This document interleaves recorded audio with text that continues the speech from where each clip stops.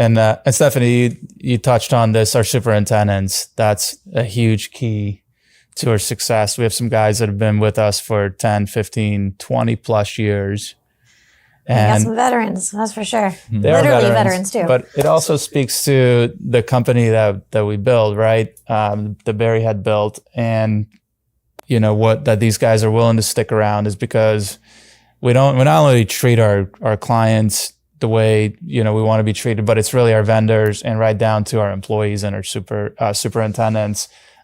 They're just such a huge part of the success that we couldn't manage these projects from afar.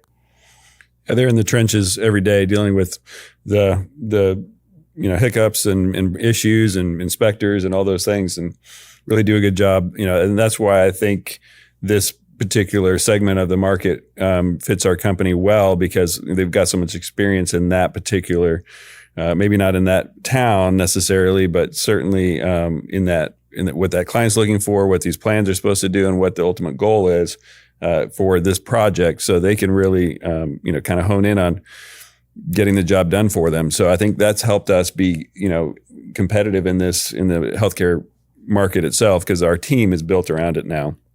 And although it translates into a lot of the other constructions that we do, we found that one in particular, our team is really, really good at. So that's helped. And the communication, like you said, Dave, it boils down to communication. If you're working with them, whether that's in the estimating and trying to get, if you're not communicating well all the way through the project, and the customers, that's what they're expecting. If you're working with them, they're expecting good communication. They want to know what the challenges are, so they can work together to help resolve them. So it's communication. And they need to know, right, at any given point in time where we stand on the project. So back to your point with the superintendents, it's them knowing, all right, we need a lot of pictures, we need constant updates of what's going on, so that at any given point we can field a phone call and give them a real-time update. And not only that, but they also, when they get to site, they build the relationship with the staff on site to make sure that if there's any problems, they're the first ones that they call to handle it. No one really wants that long email trail that goes up to the client all the way back down to us. Being able to answer their questions, get them the information, make sure that they're happy with the space every day is very key, especially knowing, we're going to have an inspector in. This might happen. This might be what's part of the inspection requirements. You might hear some noises, or we're going to have to go in these specific rooms. So please make sure you have patients in those rooms at this time while we have the inspector here. So those clear communications between the access to the space, what's happening, the daily progress that we're making, having the on-site staff know what's going on gives them a better sense of security in the fact that we're confident with what we're doing, and we're making sure that you understand this is what we're doing to help you and make the space available and clean and get it completed on time. Yeah, and I think transparency has some aspect to that too. We as the GC, I think there becomes this innuendo that the GC has it right all the time. So I think being transparent with these subcontractors in areas where, we may have missed something on our estimate, right? We're not going to attack them for that. We move through this as a team. We accept responsibility. We accept that whoever made the error and just move forward. There's no reason to get stuck up there, or start an argument. Not getting it right, not being right. Right. We just do what it takes to make it right and to build that client satisfaction. Right. I always say we're problem solvers, right? Albeit we don't want the problems. Without problems, us as project managers would really be out of a job, right?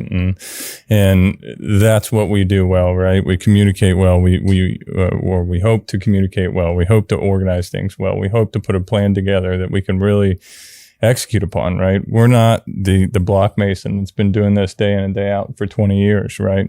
But Tyler's going to find them. We're not, the steel guy that's been swinging trusses for a long time, but Tyler's going to find them, and we're going to work with them, and we're going to put those pieces together so that we can put forth a product that is of quality and hopefully on time, right? Well, and you rely on your subs. Like you said, as general contractors, we do everything as part of the construction. So we're hiring a lot of these trades, and we are not an expert in fire alarm, fire sprinkler, block mason, concrete, metal, you name it. Those subcontractors are the experts in their particular field. But bring them together, communicating what we're looking for, asking questions, learning through the process, and facilitating what they need to do a good job for them so that they can make money on the project. That's what they're there for typically, not just for the fun of it. And so, if you can provide that to them, A, they want to work with you, and B, you're going to be able to build a lot more stuff because you're going to have subs who give you more competitive prices because they trust you and like you. So but as general contractors, we do rely on such a huge team of people to accomplish these projects in general. And so relationships and communication are paramount. Yeah, not only on the back end with our subcontractors and our internal team, but our other trade partners, our architects, engineers, developer, all these pieces are obviously our owners that we work with.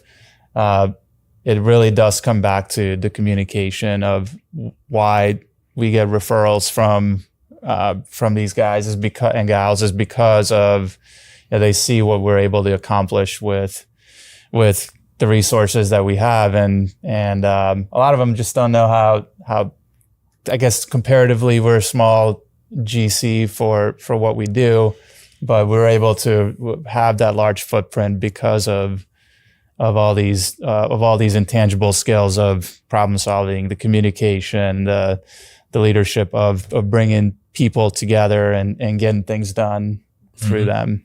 Well, let's not, forget the big bad wolf that is the AHJ, right? They're a big piece in our ability to deliver a space on time, and really digging in and understanding up front, what does that look like? What do you guys require?